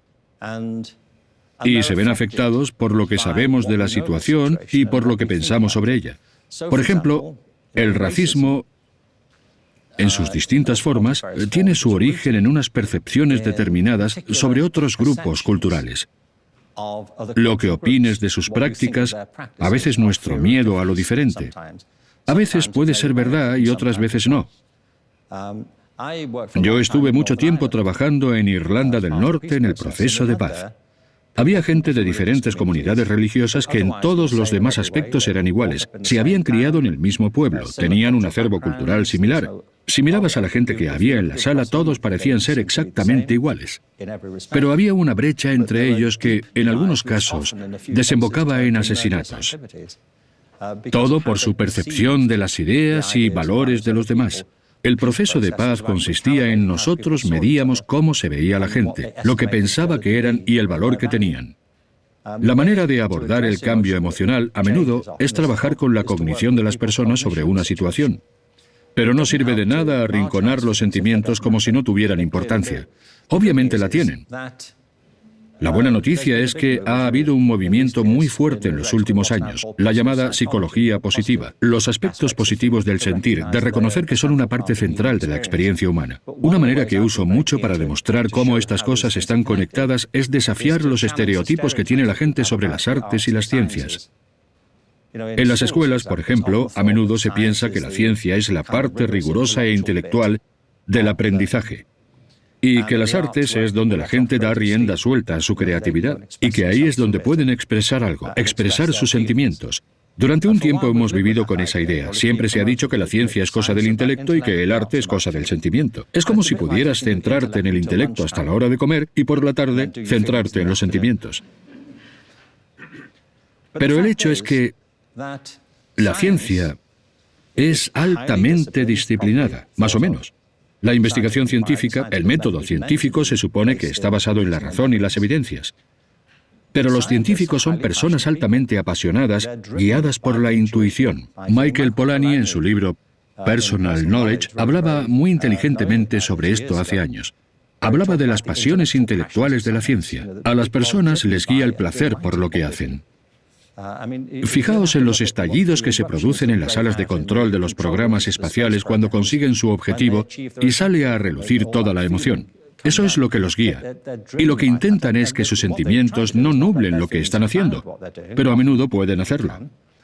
Los sentimientos negativos pueden interponerse, pero el impulso de descubrir, el impulso de la curiosidad, de la emoción y la pasión que guía al proceso científico son fundamentales para el éxito. Y, a su vez, no son investigadores sin escrúpulos que van de un experimento a otro hasta llegar a una conclusión. A menudo, y Polanyi habla sobre esto, un científico tendrá una corazonada que acaba convirtiéndose en una hipótesis sobre lo que van a empezar a investigar. Y entonces utilizan el método científico para ver si es correcta o no. Y a veces es como un momento eureka, es un momento... Es como cruzar una brecha heurística en la que puedes ver la solución, pero tienes que encontrar la manera de corroborarlo. A su vez, trabajar en las artes es profundamente disciplinado y objetivo. Bueno, vosotros lo sabéis. Fijaos en la cantidad de horas de estudio, de práctica, de disciplina que cualquiera tiene que dedicar para dominar un instrumento musical. Fijaos, yo, por ejemplo, he trabajado mucho tiempo con bailarines. Soy miembro de la Junta del Royal Ballet. Soy mecenas de la Escuela de Danza Contemporánea de Londres. Y si vierais el rigor, la objetividad y la precisión matemática que impulsa el trabajo de las artes escénicas, son representaciones exageradas. Esto no quiere decir que todo sea lo mismo. Obviamente no lo es, pero el proceso del arte y la ciencia es muy similar, solo varía el producto final. Y yo creo que cuanto antes podamos desechar esta idea de que los sentimientos son malos, de que la ciencia siempre tiene razón, de que son procesos solo rigurosos y lógicos, que los otros son creativos, que uno es todo sentimiento y el otro carece de él. Cuanto antes podamos desechar eso y reparar ese puente entre la ilustración y el romanticismo, antes tendremos un sentido mucho más holístico de nuestro futuro como especie. Hola, señor Robinson. Mi nombre es Eva, soy periodista, escritora y también tengo 2 hijos. Le quería preguntar, además de la creatividad, ¿qué habilidades necesitan nuestros jóvenes, nuestros niños, para el futuro que viene? ¿Cuáles serían para usted las 3 habilidades clave para nuestros hijos? Se habla mucho sobre destrezas del siglo XXI. La cuestión es que algunos de los desafíos a los que nos enfrentamos ahora, sin duda, son exclusivos de nuestros tiempos. Ninguna generación en toda la historia ha crecido en una cultura digital como la que está viviendo esta generación. En fin, la gente de mi generación nos adaptamos al mundo digital. Empezamos viviendo en un mundo analógico de televisión y libros. Y la cultura digital lo ha cambiado todo, de eso no hay duda. O ha afectado a todo, debería decir. Cuando di la charla en TED en 2006, recuerdo decir, nadie sabe cómo será el mundo dentro de 5 años. Bueno, no hace falta ser vidente para decir eso. Pero es curioso que el smartphone, más concretamente el iPhone, no había salido aún. No salió hasta el año 2007. Y cuando piensas en el impacto que el iPhone y similares han tenido en poco más de 10 años sobre el trabajo, la socialización, los hábitos mentales, las relaciones, era imposible de imaginar. Ni siquiera la gente de Apple sabía en 2007 lo que iban a provocar. Sé que no, porque los conozco.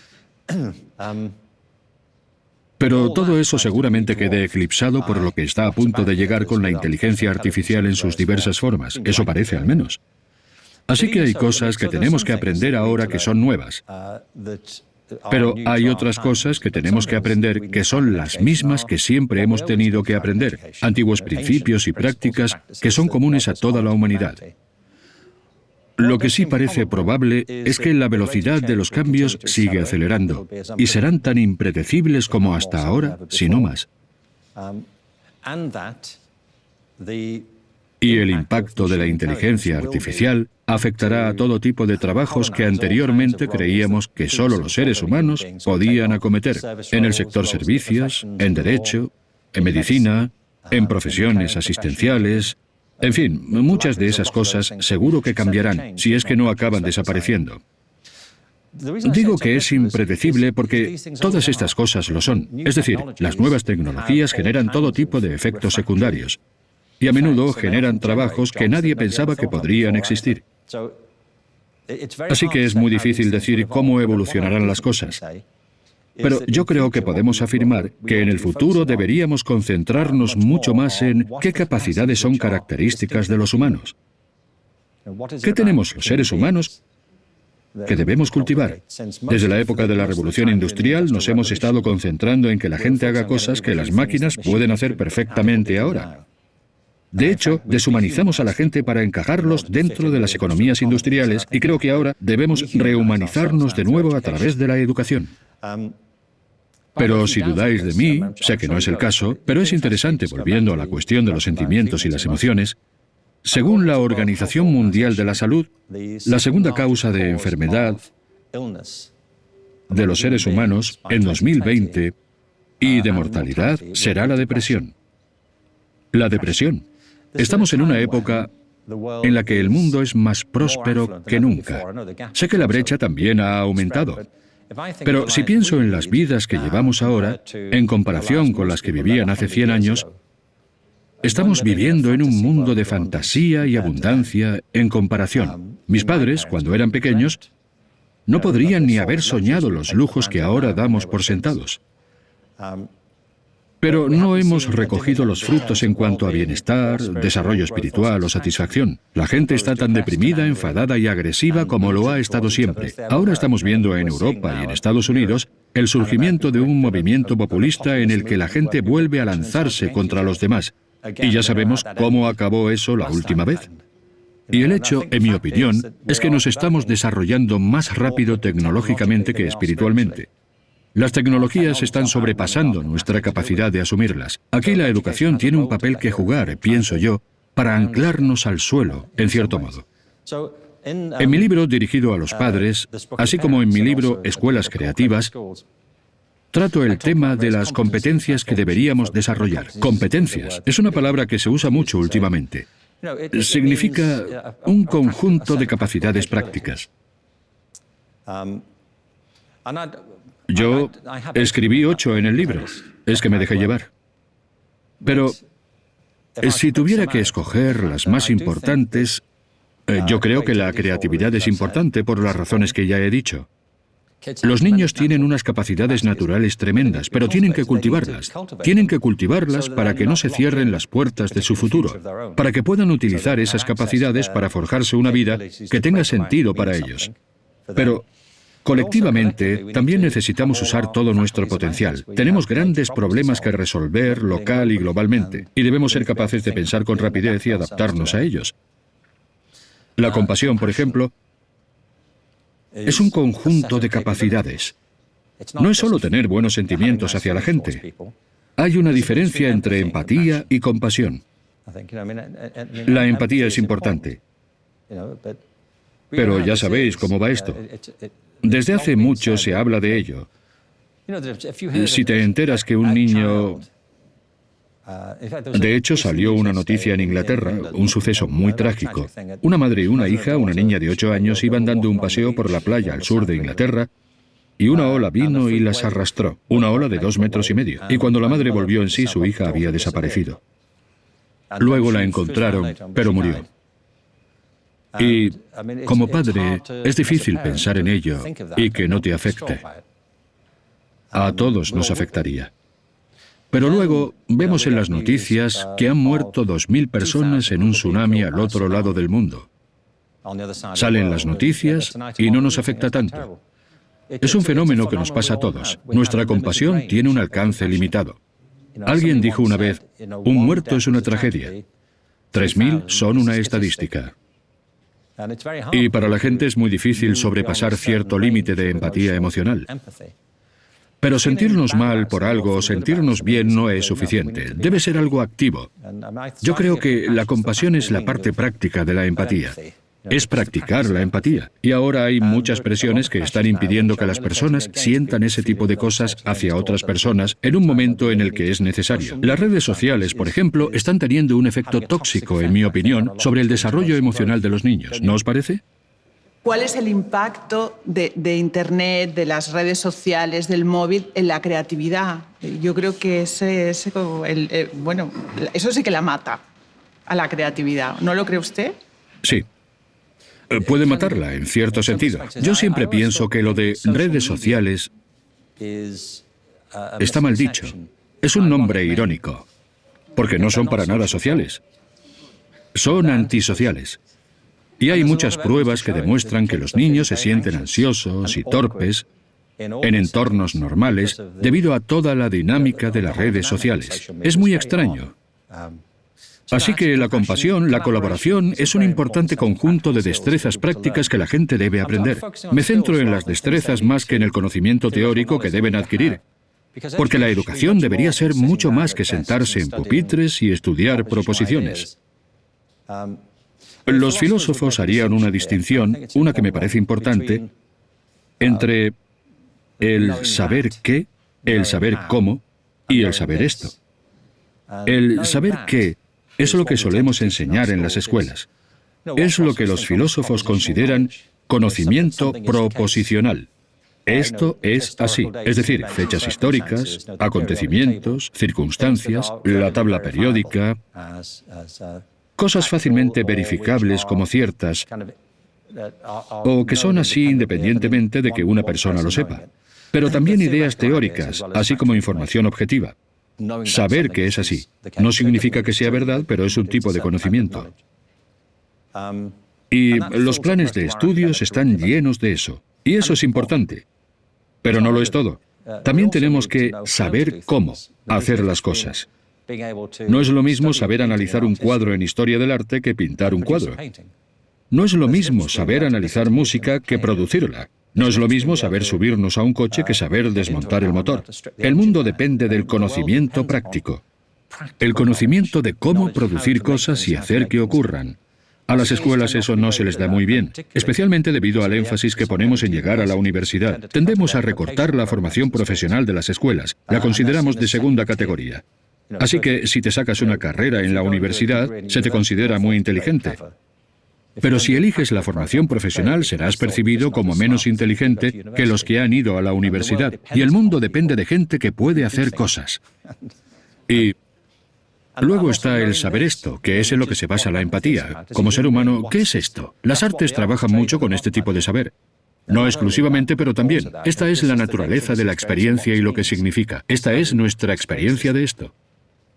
Yo diría que la creatividad, la compasión y la tercera sería la colaboración. El motivo por el que digo colaboración es porque las escuelas enfatizan la competición.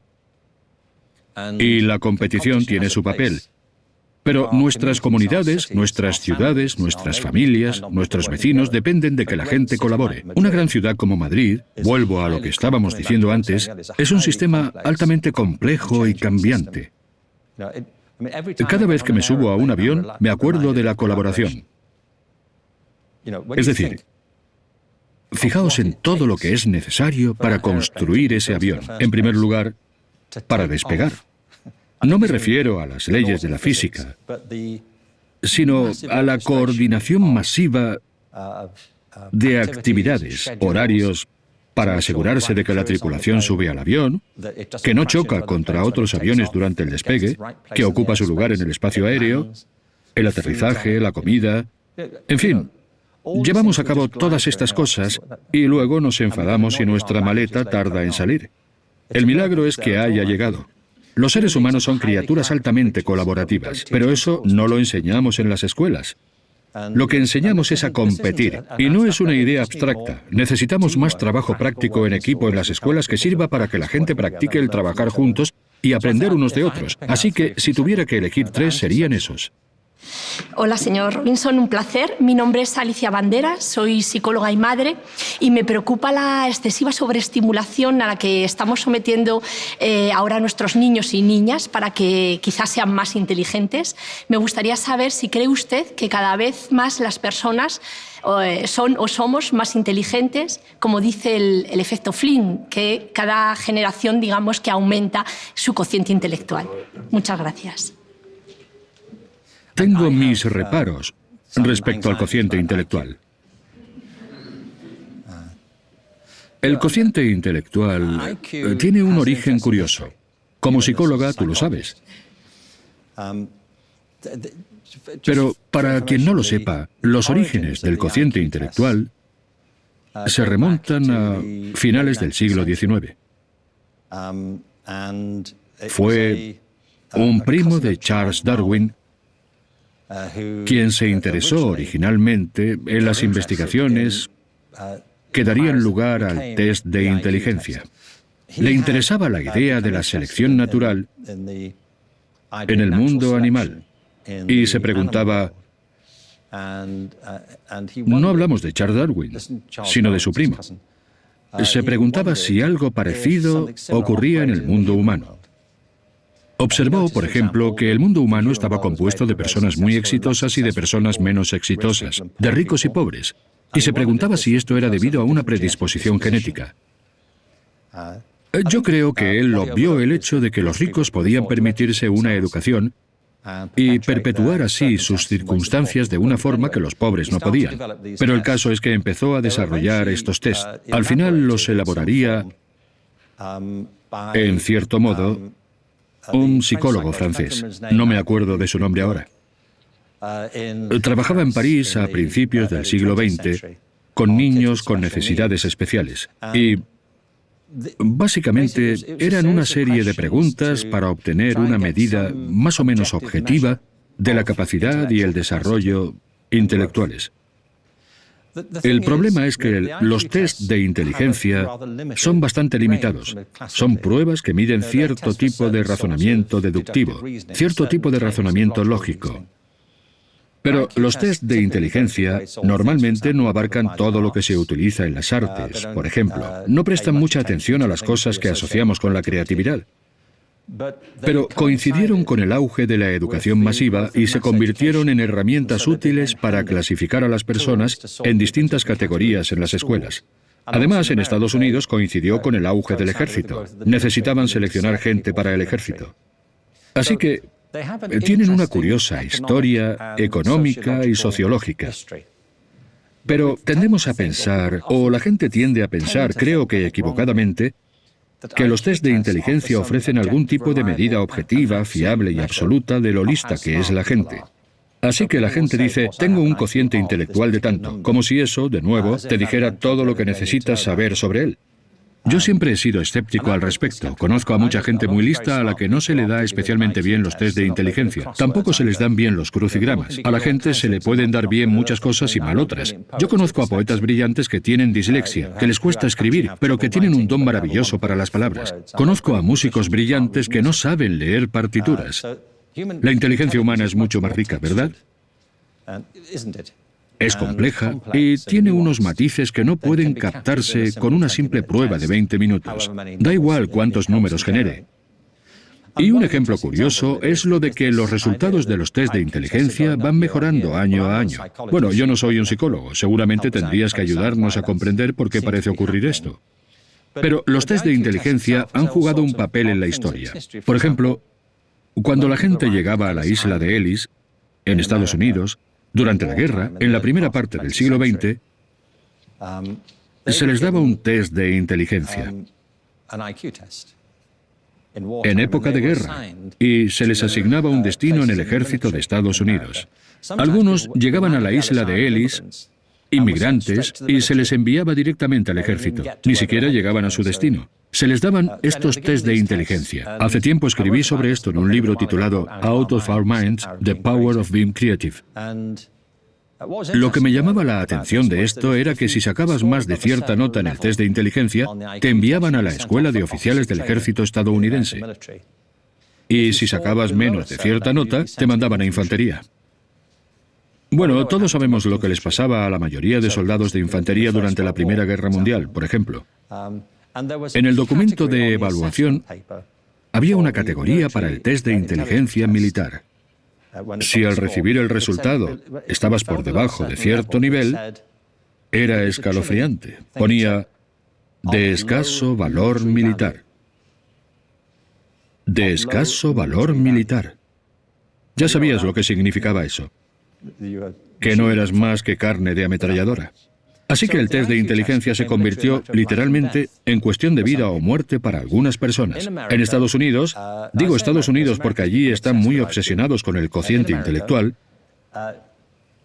En Estados Unidos, si puntúas por debajo de cierto nivel en el test de inteligencia, no eres responsable de tus crímenes.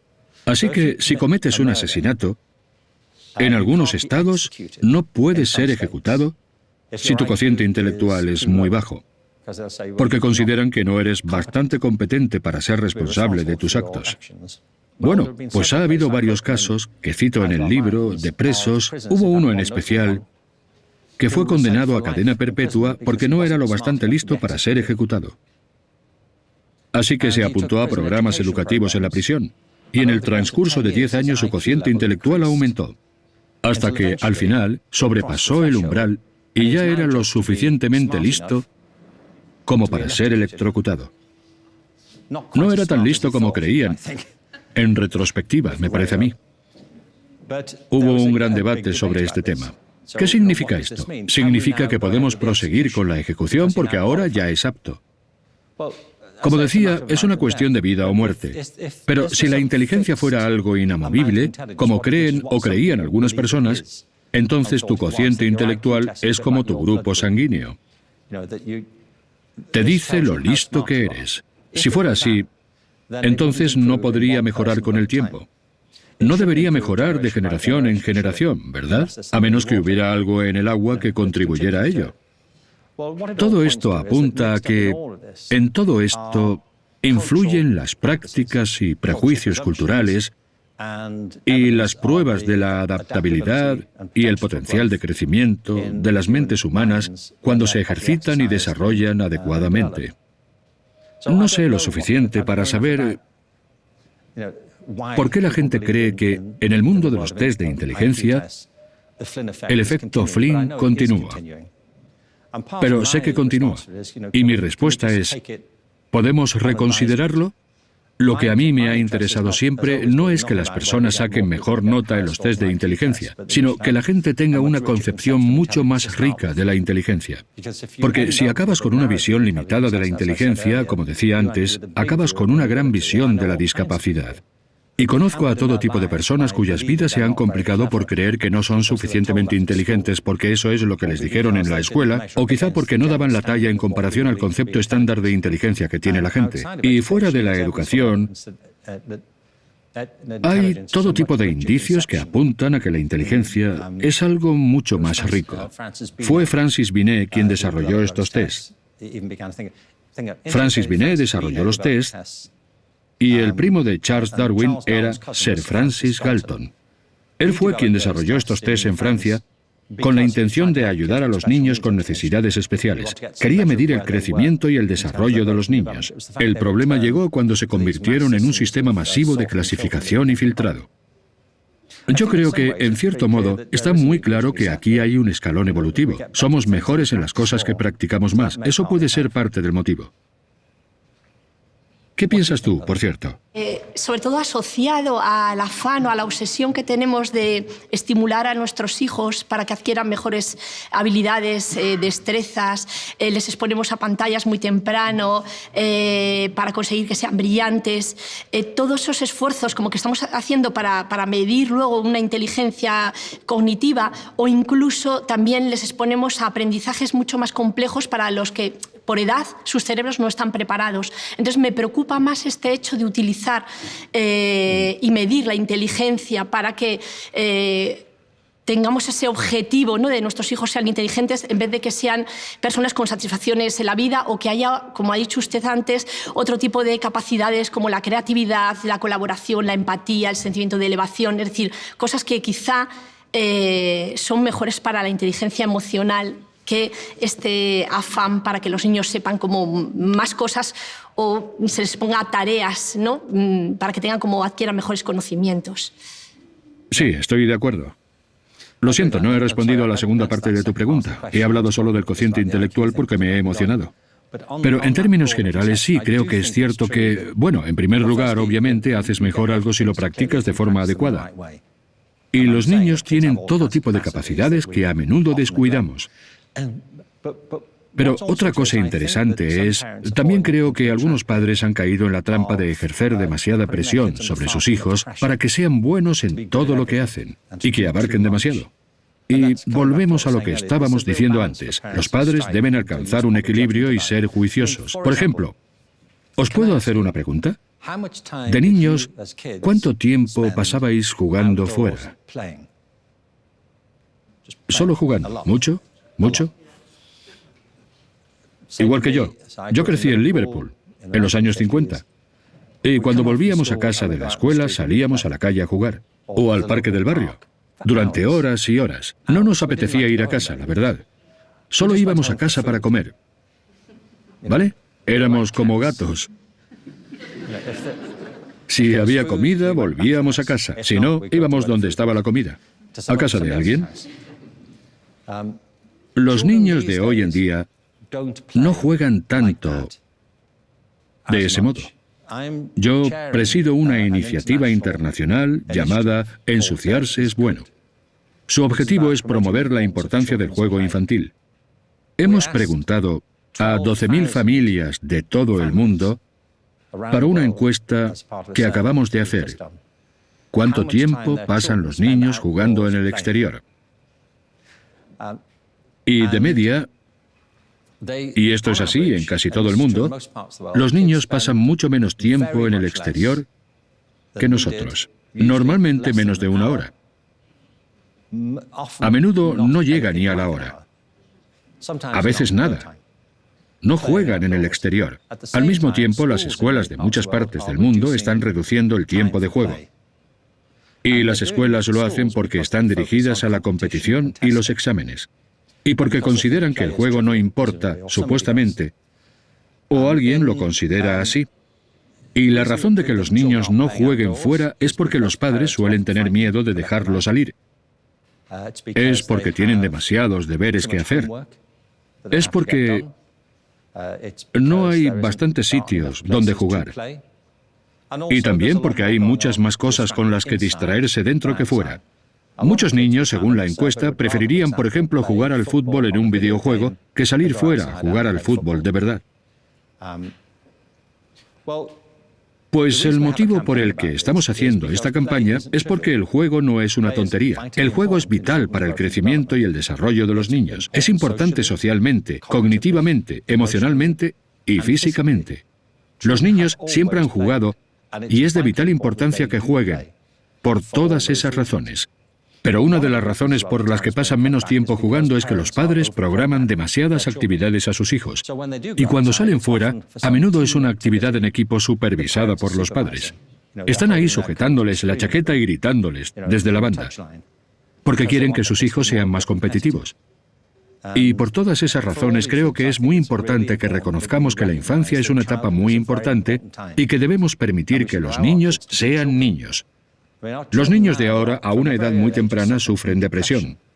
Al igual que los adultos, sufren todo tipo de trastornos emocionales que son generados por el sistema. En las escuelas se están diagnosticando a los niños con problemas de atención. Y se les medica por ello. De hecho, solo con dejarles salir a jugar, muchos de estos problemas desaparecen. Eso es una parte. Yo creo que tenemos que relajarnos un poco con los niños. Por ejemplo, nosotros hemos hecho eso hasta cierto punto con nuestros hijos. Intentas darles todas las oportunidades posibles.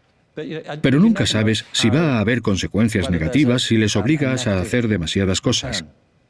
Yo creo que deberíamos animarles a pasar menos tiempo con los aparatos. Digo, animarles. Pero creo que a veces deberíamos simplemente no permitirles usarlos.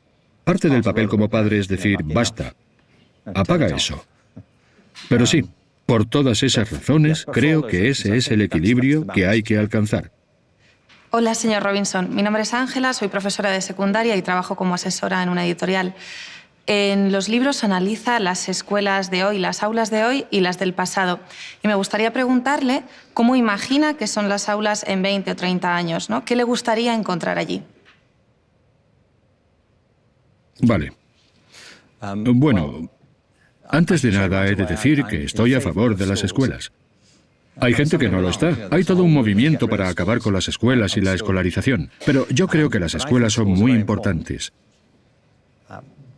Hay una cosa que digo en Tú, tu hijo y la escuela. Ese libro maravilloso que os decía antes,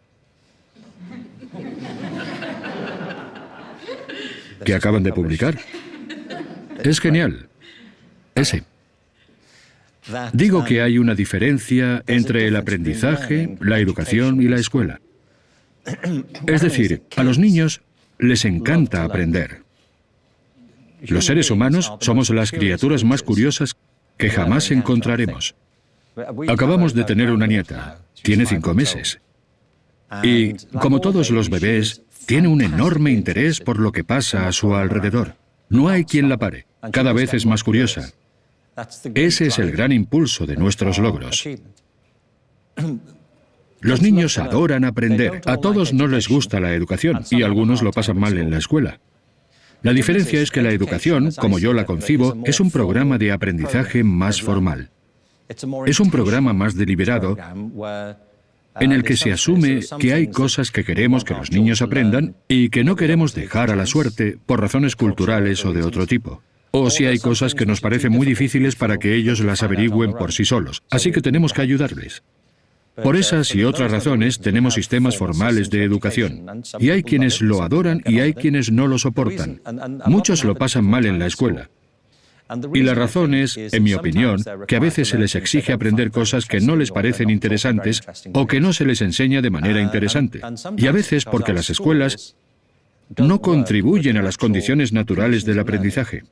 Por ejemplo, haciendo que estén sentados todo el día, dividiendo el día en trozos iguales de tiempo, poniendo delante a alguien que te habla, obligándote a hacer cosas cuando estás cansado, obligándote a hacer cosas con gente que no te resulta estimulante, todo tipo de cosas. Y muchas veces estás pasando un momento emocional muy difícil, pero aún así tienes que hacerlo. Y luego está la amenaza del examen, que si suspendes estás en problemas. En las escuelas y los sistemas educativos hay todo tipo de cosas que son contraproducentes para las ganas de aprender. No siempre, no tiene por qué, pero a menudo sí. Así que yo creo que es importante tener escuchas porque, como decía antes, lo que aprendemos, lo aprendemos los unos de los otros. No vivimos aislados. Es importante que nos demos cuenta de que aprender es algo social y cultural, además de personal. Así, mi objetivo es ayudar a redefinir las escuelas y quitar de las escuelas las cosas que impiden que la gente quiera aprender e introducir más cosas en las escuelas que hagan que la gente quiera aprender, no solo por su cuenta, sino los unos de los otros. Así que, si te paras a pensarlo, si vuelves al concepto básico de escuela, hoy en día solemos considerar a las escuelas como una especie de instituciones.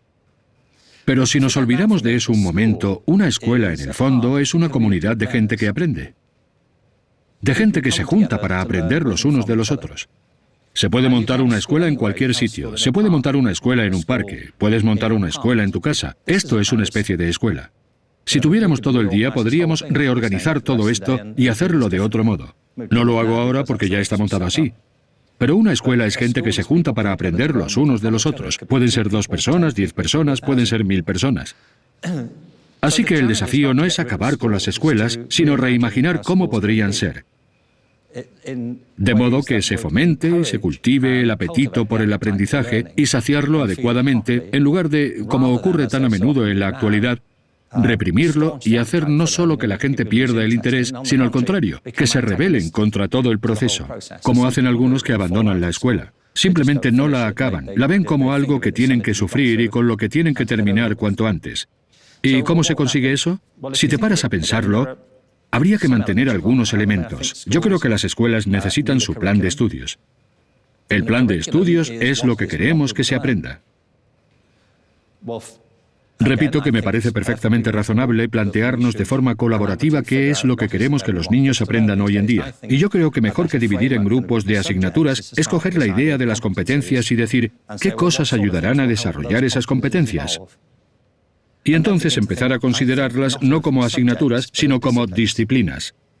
La música no es una asignatura en el sentido literal del término. No es solo un montón de contenido. La música es un conjunto de destrezas y sensibilidades intelectuales, emocionales, físicas, técnicas y culturales. Si escuchas música de una cultura ajena con la que no estás familiarizado, puede que no le encuentres ningún sentido. Recuerdo la primera vez que visité China, en Hong Kong, y fui a una ópera china. No tenía ni idea de lo que estaban haciendo. Para un oído europeo, aquello sonaba como si estuviera desafinado. Era un sonido estridente y desagradable, y no tienes ni idea de lo que están haciendo. Pero luego entras de lleno y esto era un estadio, era como un partido de fútbol, y a la gente le encantaba. Pero yo no entendía el código. A menudo con la música pasa eso. Del mismo modo, las matemáticas no es una asignatura en el sentido de ser un conjunto de proposiciones que hay que aprenderse. Las matemáticas es una hermosa disciplina altamente creativa, con argumentos muy polémicos en su núcleo sobre la naturaleza y la estructura de las matemáticas y su funcionamiento, y abarca un conjunto de disciplinas y campos de estudio diferentes. Pero me gustaría ver a las matemáticas, las artes, las humanidades, la educación física y los idiomas interactuando en el plan de estudios. Enseñar y aprender en parte es eso. Es un grupo que se junta para enseñar y aprender. Las mejores escuelas que conozco son altamente interactivas y dinámicas, y los profesores trabajan junto a los estudiantes para planificar lo que se aprende. Hay ritmos regulares. Por ejemplo, en las escuelas de Finlandia hay descansos regulares. Cada 45 minutos los niños tienen un descanso de 10 minutos. Se van a hacer otra cosa, se van a correr por ahí, vuelven, no tienen ningún problema de atención porque saben que los niños necesitan levantarse y correr por ahí, necesitan estar activos. En cuanto a la cultura, han de ser altamente colaborativas.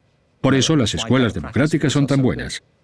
En una escuela hace falta un horario muy flexible, de modo que la gente pueda dejar algo y ponerse a hacer otra cosa que les interese más. En una escuela hace falta mucha autodeterminación. En vez de obligar a los niños a sentarse y hacer algo sin darles elección. Hay cosas que tienen que aprender, pero deberían tener mucha más libertad para elegir cuándo y con quién hacer las cosas. Y todo esto que estoy diciendo no son tonterías. Os puedo mostrar escuelas que lo están poniendo en práctica en la actualidad. Escuelas que están reinventando los ritmos de la vida institucional y obteniendo muchos mejores resultados por ello. Y hace falta una escuela en la que la evaluación no se perciba como un desafío, sino como un apoyo al aprendizaje, que es lo que debería ser. Y las nuevas tecnologías nos permiten hacer eso de forma mucho más eficiente. Ahora podemos tener portafolios y programas de aprendizaje mucho más individualizados. Conozco escuelas en las que los niños tienen su propio horario. Y también edades mixtas en la enseñanza y el aprendizaje. No hay ninguna razón para separar y enseñar a los niños por edades. En las familias no lo hacemos. Y en las escuelas no hace falta hacerlo. No es un principio educativo, es por comodidad en la gestión. En realidad es bastante incómodo, pero por eso lo hacemos. Así que si reinventamos el funcionamiento de la escuela, si encontramos las cosas que obstaculizan el aprendizaje y las sustituimos por las que lo faciliten, podremos mantener las escuelas pero reimaginadas, y no habrá una sola forma de hacerlo, del mismo modo que no hay una sola forma de hacer música, un solo grupo musical o un solo tipo de restaurante. Todo irá bien si cambiamos nuestra forma de pensar.